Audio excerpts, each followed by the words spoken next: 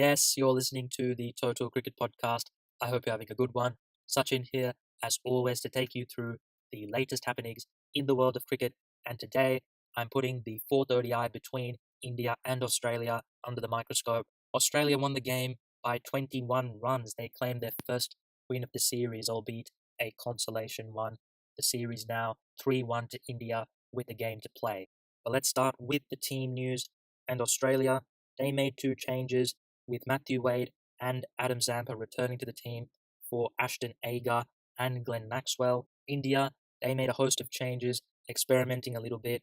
Bhuvneshwar Kumar, Jasprit Bumrah, and Kuldeep Yadav, they dropped out for Akshar Patel, Umesh Yadav, and Mohammad Shami. And Australia, they won the toss and elected to bat quite surprisingly, I thought, at the Chinnaswamy Stadium, although in the end that decision was justified. 334 for 5, they managed in their 50 overs, a very good score, a little bit above par, but certainly not unchaseable. Once again, they got off to a flyer thanks to Aaron Finch and David Warner. This was a fantastic opening stand. They put on 231 together. Incredible stuff. Aaron Finch nearly getting consecutive hundreds. He got 94. David Warner in his 100th ODI getting a century, 124 off 119 for him. But then once again, the wheels came off a little bit for Australia. They lost 3 wickets in the space of 5 runs, but Travis Head and Peter Handscomb made sure that Australia did not lose momentum. Head getting 29, Handscomb a very good 43 off 30 deliveries, and that got Australia all the way up to 334 for 5. Not much to cheer about for the Indian bowlers. Umesh Yadav, he picked up 4 wickets for 71 on his return to the team.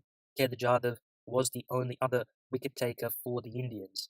India's reply started off very nicely. Again, Rohit Sharma and Ajinkya Rahane sharing a 100-plus run stand for the first wicket.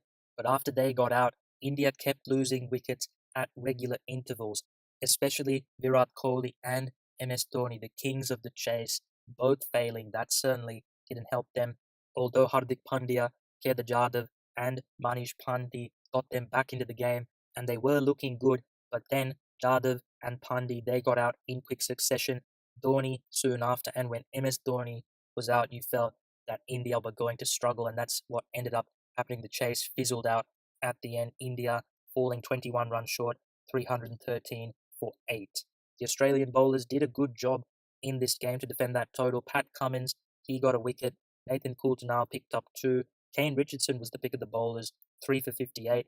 Marcus Stoinis, he only bowled 4.5 overs. He pulled up lame with an injury. Adam Zampa got the better of Hardik Pandya this time around, and Travis Head made up the rest of Marcus Stoinis' quota. But that was that for this game, a consolation win for Australia, but I think they'll be pretty happy with it, breaking their duck away from home in ODIs. They avoided extending that streak of 11 consecutive defeats in away ODIs. As for India, they were unable to get to double-digit consecutive wins.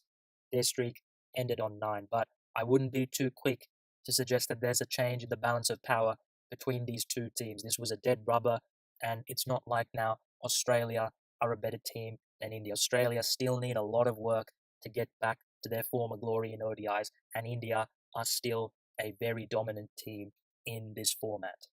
Now turning our attention to the breakdown, and I'll start with the Australian innings. Aaron Finch, what a return it's been for him, backing up that century in the 4th game with 94 here.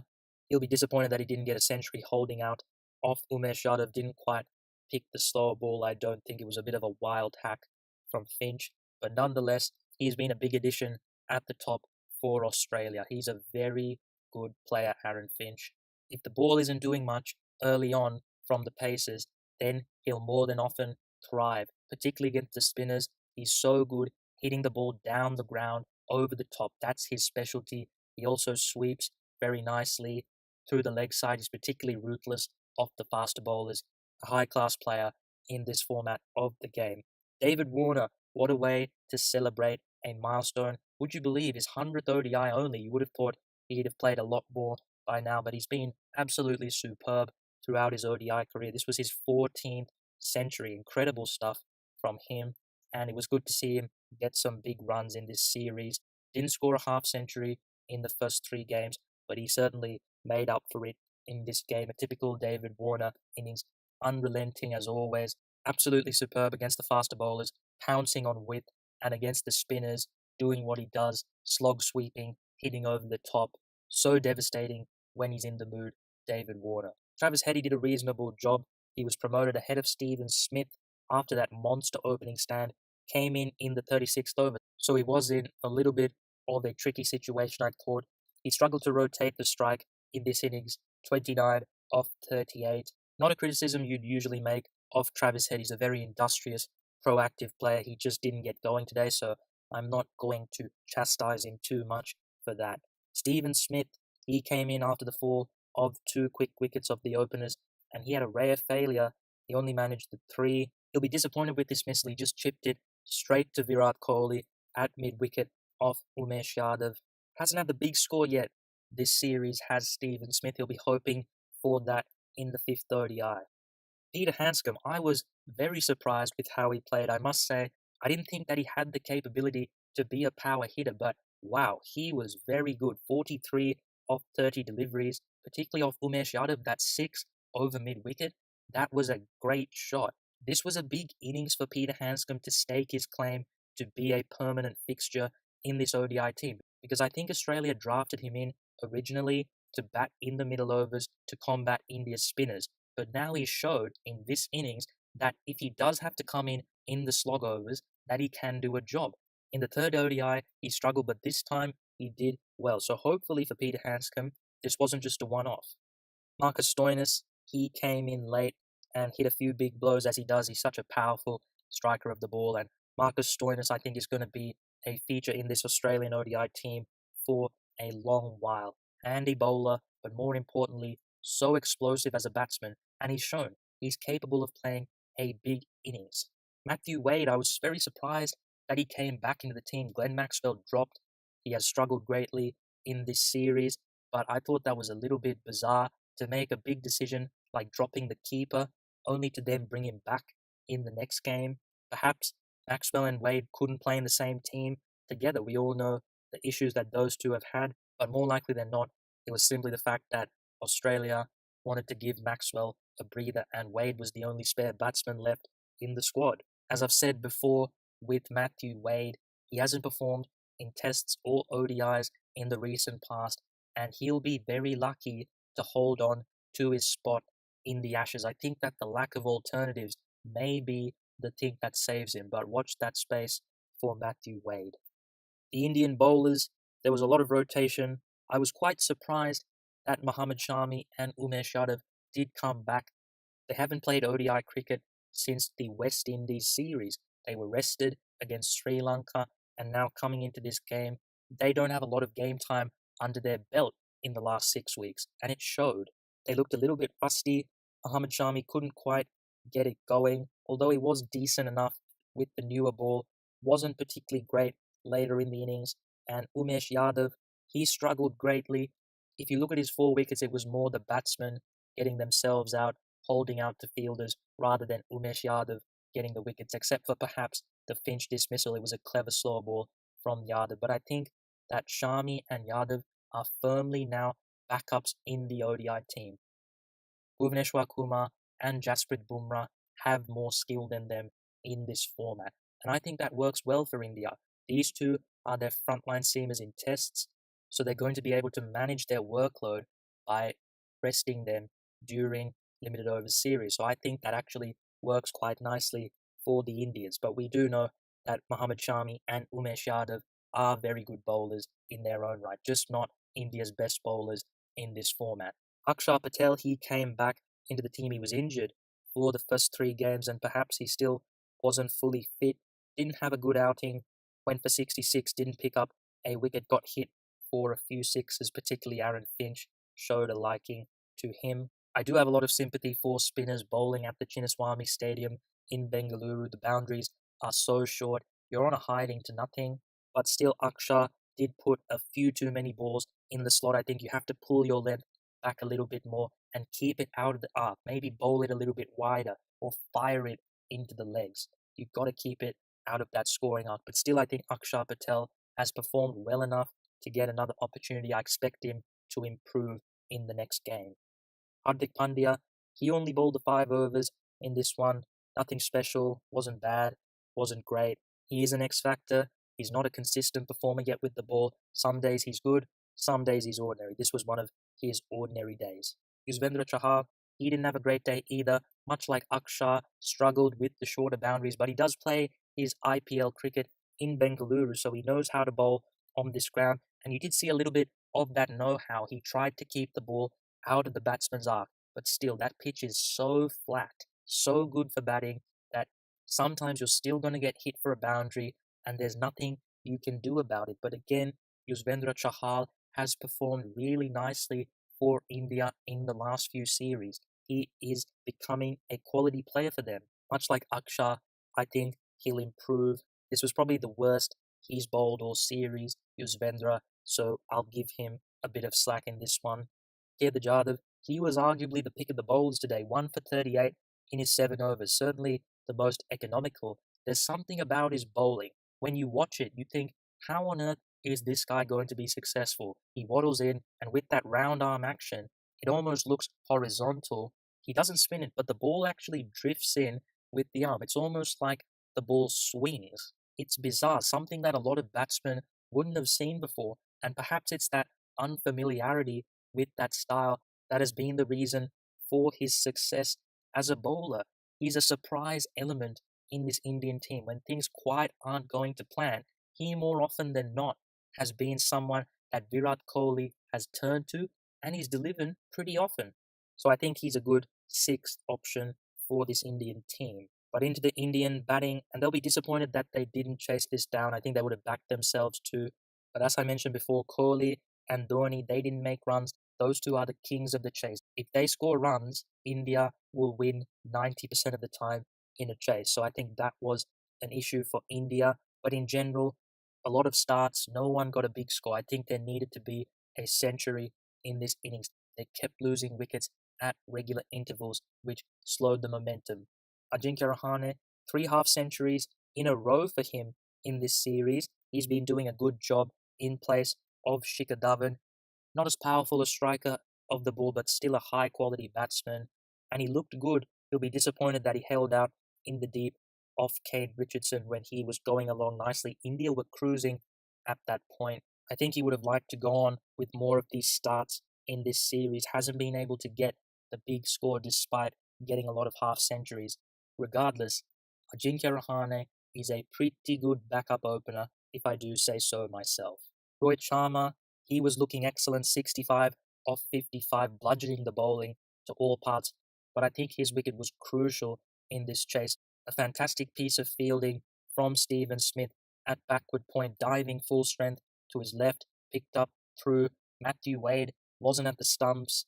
Peter Handscomb, though, he was backing up, and he threw the ball to Kane Richardson at the bowler's end, who did the rest. Rohit had set off for the run, and I think there was certainly a run there. But Kohli, he didn't budge, and as such, Rohit Sharma was never going to get back to the other end in time. He almost ran 2 runs, which showed that there was certainly a run there. Virat Kohli, just like at Kolkata, he chopped on to his stumps, trying to dab the ball down to third man, playing with the 45-degree bat, the ball seaming in from Nathan Coulter, and he perished. Disappointing for Kohli that he repeated the mistake from a few games ago, and that was such a key wicket.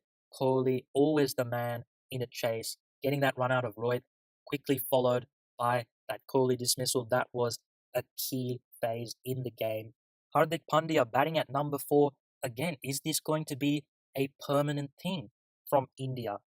Certainly one to watch. It does make sense with that strong top order, which would usually be Shikhar Dhawan, Rohit Sharma, and Virat Kohli. They're going to get off to excellent starts more often than not. Then you have Hardik Pandya to elevate the run rate even more.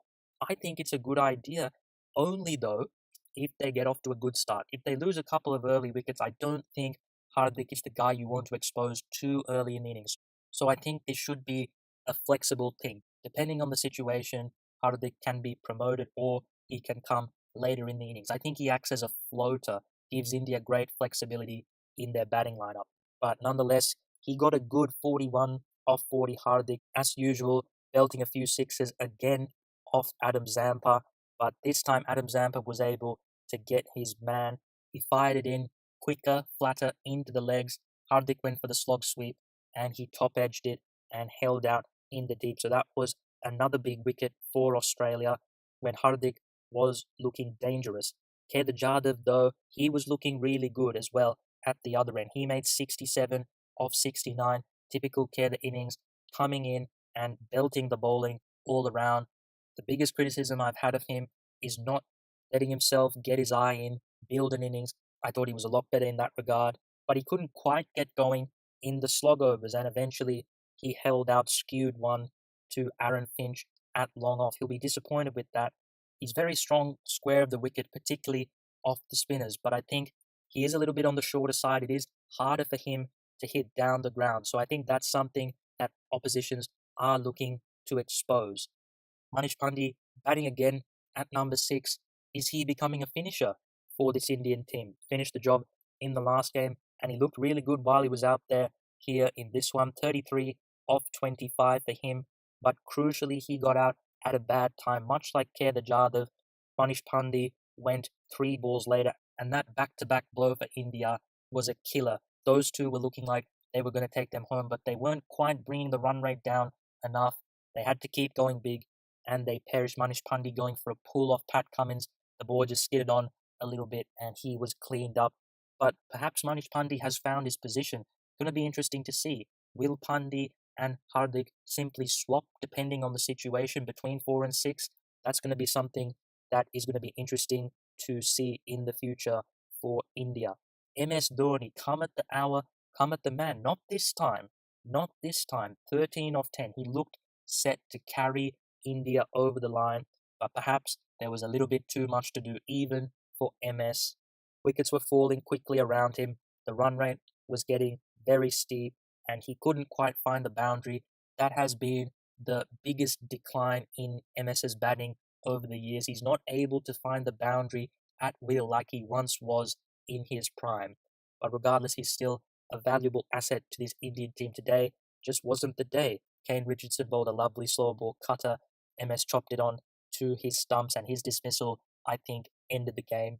Akshar Patel, Mohammad Shami, Umesh Yadav, they all did their best, but without an established batsman at the other end, with the run rate heading up over 15, 20, it was always going to be very difficult. The Australian bowlers, much better today than the third ODI. Pat Cummins, I'm a bit surprised that Australia are playing him still, given the fact that this is a dead rubber, given his injury issues, given the series that are to come, the Ashes, a tour of South Africa. I would have wrapped him up in cotton wool, but regardless, he bowled pretty well today, got the key wicket off Pandey late on, as he always is. Pat Cummins, fast, in your face, but he's also accurate, and there is some nuance to his bowling, can deliver a very nice slow ball as well. Nathan Coulter, he rebounded from the last game and looked like he did in the first 2 games. He adapted very nicely, I thought, in this game. In the first 2 games, he was getting the ball to swing away, but in the last 2, there hasn't been much swing on offer for the fast bowlers early on. Struggled with that in the last game, but this time adjusted his line and length, got the key wicket of Kohli, and I thought was particularly good at the depth, denying India oxygen at the back end. He's got an excellent Yorker, does Nathan Coulter, with that searing pace. Very difficult to get away. He's been a big plus so far in this series for Australia. Kane Richardson continued to surprise me. I didn't think he was this good, but he's had a good outing once again, 3 for 58. He, much like Nathan Coulter, was excellent in finishing off the game. He got MS, he got Kedar Jadhav at crucial times. He bowled really well, Kane Williamson. Not the quickest, but he's a bowler that has some tricks up his sleeve. That slow ball, in particular, is very good. He's not a bad bowler, Kane Richardson. I still don't think he's a first-choice bowler, but he's certainly someone that Australia can lean on when their squad is a little bit thin, which, to be honest, it is more often than not. Marcus Stoinis, he only bowled the 4.5 overs. He pulled up with an injury. Australia will be hoping that's not too serious, although admittedly they don't play ODI cricket for quite a while. I think their next assignment will be in January after the Ashes, so he should be able to recover from that. I think that this injury puts any chance of him making the Ashes team to bed, although that was a long shot to begin with. Adam Zampa coming back into the team, it was good to see him return, and this time, despite once again getting hit for a few sixes, as I mentioned before, difficult for the spinners at the Chinnaswamy Stadium with the short boundaries, this time he was able to win the battle against Hardik Pandya. In the first ODI, he was guilty of throwing the ball up a little bit too much into the slot. This time he bowled quicker, flatter, made it more difficult for the batsman to get under him, and that's how he got Hardik, by sliding the ball into his pads fast and flat. That did the trick. Still could have bowled better, I feel, but this was a good performance from Adam Zampa to bounce back from his last.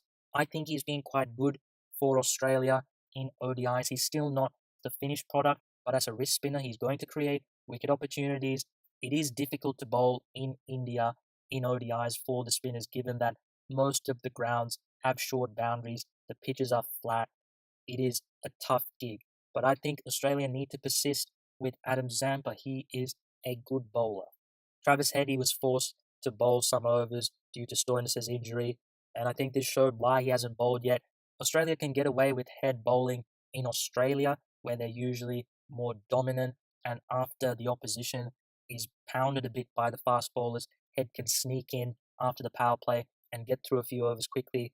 But in Asia, I don't think you can get away with Head. He's a part-timer, off-spinner, doesn't spin the ball, very difficult for him to contain the batsman the way he bowls. That didn't matter though, as Australia won the game, a welcome victory for Australia, and now we move on to the fifth and final ODI. Australia looking for another consolation victory, and I'm sure India will be doing a little bit more experimentation. I must admit, this tour is starting to drag on a bit. Only the 2020s left. Those are meaningless, in my opinion. Australia, much like England, their eyes are firmly on the Ashes. For India, this is not a big challenge for them. We all know that their big litmus test is going to come when they tour South Africa at the end of the year. So, in terms of context, yet again, international cricket not quite providing enough of it. But that is it from me today. I hope you enjoyed the podcast. If you did, you can check it out on iTunes, SoundCloud, and YouTube. The links to all those platforms can be found on the Twitter page. Do let me know your thoughts on the series so far. But until next time, thanks for listening, and I'll see you later.